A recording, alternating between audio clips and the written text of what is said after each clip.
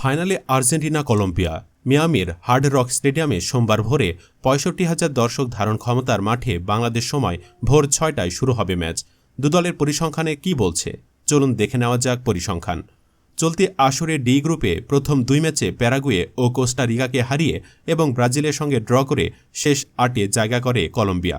কোয়ার্টারে পানামাকে হারিয়ে সেরা ৪-এ পা রাখে নেস্তর লরেঞ্চোর দল। সেমিতে উরুগুয়েকে কাটিয়ে ফাইনালে টিকিট কেটেছে ২০০১ আসরে চ্যাম্পিয়ন দলটি। অন্যদিকে গ্রুপ পর্বে ৩ ম্যাচে কানাডা, চিলি ও পেরুর বিপক্ষে জয়ের পর আর্জেন্টিনা কোয়ার্টার ফাইনালে টাইব্রেকারে জয় তুলে ইকুয়েডরের সঙ্গে। সেমিতে কানাডাকে বিদায় করে ফাইনালে ওঠে লিওনেল স্ক্যালোনির দল। সব প্রতিযোগিতা মিলে এ পর্যন্ত ৪২ বার মুখোমুখি হয়েছে আর্জেন্টিনা কলম্বিয়া।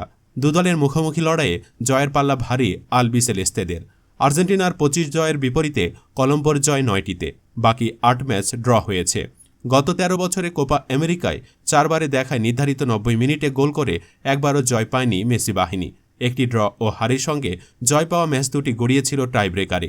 ২০২৬ বিশ্বকাপের বাছাই পর্বে উরুগুয়ের কাছে সবশেষ হারের স্বাদ পেয়েছিল বিশ্ব চ্যাম্পিয়ন আর্জেন্টিনা।